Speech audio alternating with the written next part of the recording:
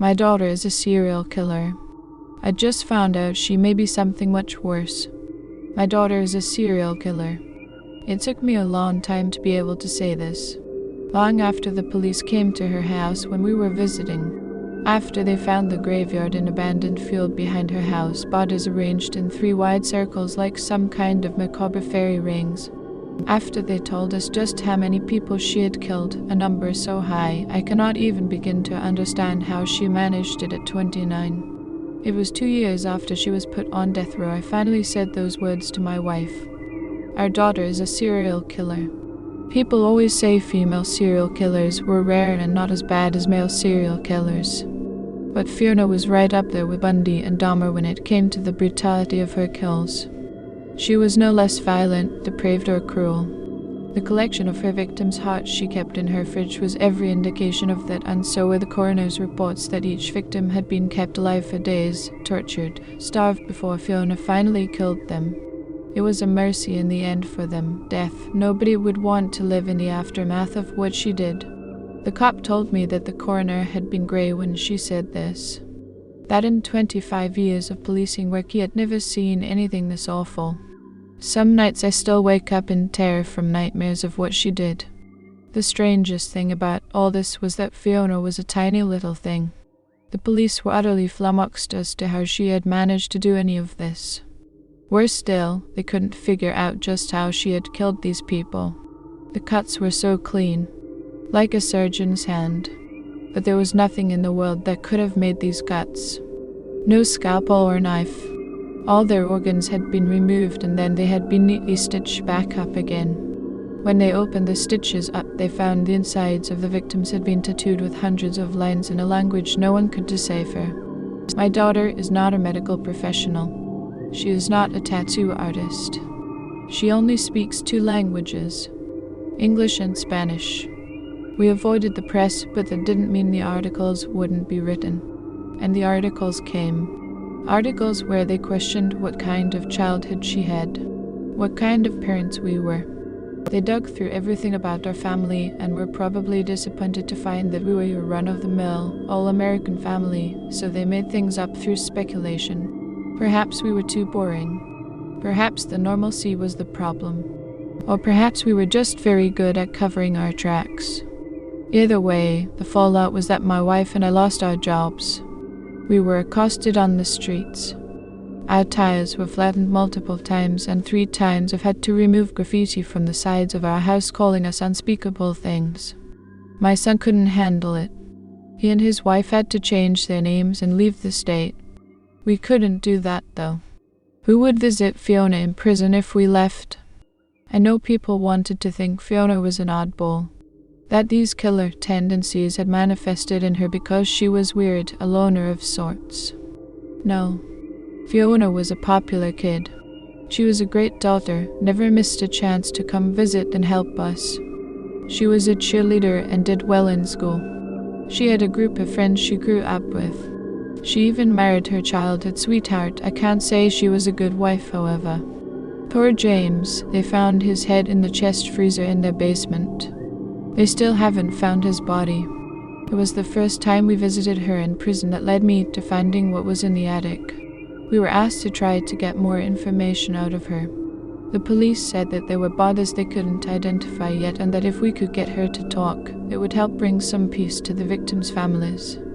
They also wanted to know how she did it. The guilt of what our child had done to other people's children made us go more than our love for our daughter.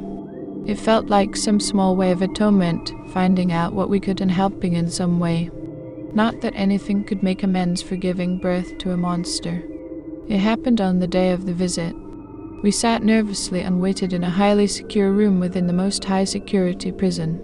2 wardens stood within the room with us, 2 stood outside, and 4 wardens escorted Fiona in chains to us.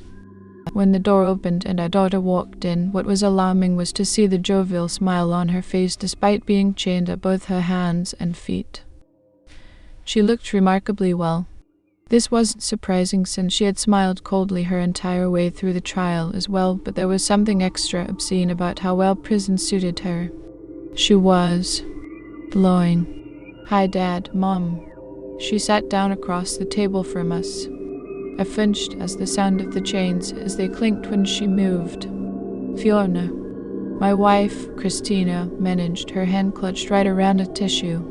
Then she was crying again, and Fiona's face changed a bit. She looked at Christina in concern. Mom, please don't cry. If you knew what I know, you wouldn't be upset. Anger began to bubble up inside me. What the hell was wrong with Fiona? I had read enough now to know that serial killers were devoid of empathy or human emotions in general, but this wasn't the little girl I had raised to be a good woman. What happened to you? I asked, my voice quiet as I tried to keep the emotion out of it. Why did you kill all those people? Fiona sat back smiling and tossed her blonde hair over her shoulder. Oh, Dad, it doesn't matter. You can't stop us, no matter how much you try. I couldn't understand what she was talking about. Fiona. My patience was wearing extremely thin. What are you talking about? I'm talking about your father, Dad, and his father, all those generations. I swallowed hard and glanced at the prison warden. If he felt like something was weird about our conversation, he didn't show it, however. What about them? I asked her, concern edging its way into my voice. Fiona tilted her head quizzically, and for a moment I saw her as a 6-year-old, doing that when I taught her maths. Do you really not remember? I shifted uneasily in my seat. You know what this is, you have always known, she said, leaning forward. I really. We don't like it when you lie. I stammered and then fell silent. I didn't know what kind of game she was playing. But she sat back and smiled brightly. Then I swear to you my heart stopped. Suddenly the entire room darkened. Fiona's eyes went completely black. Her skin and hair turned pale white. And yet the guards kept standing there, seemingly seeing nothing, frozen in time. I tried to look at Christina, but she just sat there, staring ahead of her into nothingness, a tear frozen on her cheek. My daughter opened her mouth and ash fell out as she spoke, her replaced by a deep, cold one. Alemen zaret quickiaid esepur, tenu david ok peim edmustu, eladi godra david ga or few kederai. Those words. I knew those words. I had seen them before. My hands cold and clammy, I pushed back from the table as the chair fell away and backed myself up against a wall, terror gripping my chest. Instantly, the scene was back to normal. My daughter's face was normal. My wife's shoulders shuddered as she sobbed, still unable to speak a word, and Fiona sat there with a smile that didn't quite reach her eyes. Shaking, I told the guard, we are done here. My wife turned to look at me, and I stared into her teary eyes. We need to go, now. The last thing we heard as we left the room was Fiona's laughter, once vibrant, now cold and cruel. When we got home, I waited until dinner was over and we went up to bed. I waited until Christina had taken her sleeping pill and her breathing was even enough to know she was asleep. Then I quietly got up and made my way to the attic. I knew exactly what I was looking for. After I hauled myself up from the square-shaped opening in our ceiling into the dark, quiet room I hadn't visited since we had moved into this house, I shone my torch around. Mostly the room was full of the children's old toys and clothes, things we had been planning to give away and never got around to. Old furniture that belonged to our parents. But there, hiding in the corner of the room, was the cardboard box I was looking for, the reason I had not been in this attic for years. My mouth a bit dry and my hands trembling, I walked over to it and dragged it over to myself. Then I took a deep breath and opened it. Lying inside was a series of old, leather-bound journals I had hoped I would never ever have to look at again. It was the names and detailed torture and murders of every person my family had killed. The bloody and brutal legacy of the witch-finder generals that we used to be. Except, there were no witches. You already know this if you know anything about the witch trails. What witch-finder generals were hunting was much, much more ancient. They were hunting the old gods. You see, this world belonged to the ancient ones long before it became our home. It belonged to beings that were so powerful, they terrified us. But slowly, as the world changed and less people believed in folk tales, so did they stop believing in the tales of the old gods. And what are gods without prayer and fear to keep them powerful and immortal? So they began to live amongst us to adapt to their mortality, less powerful, less able to protect themselves, and we used that adaptation against them. We hunted them in the name of our own God. We told ourselves that this is what needed to be done to keep our species safe, that we were servants of God doing His bidding. My family carried this tradition on for years, finding what was left of the ancient ones and decimating them, all the way till my father was born and refused to train in the ways of his father. My father killed his father when he was only a teenager. He was trying to protect a girl who would later become his wife, my mother. He kept the journals. He kept them to tell me of the history he was ashamed of, to tell me that I must never go down this route.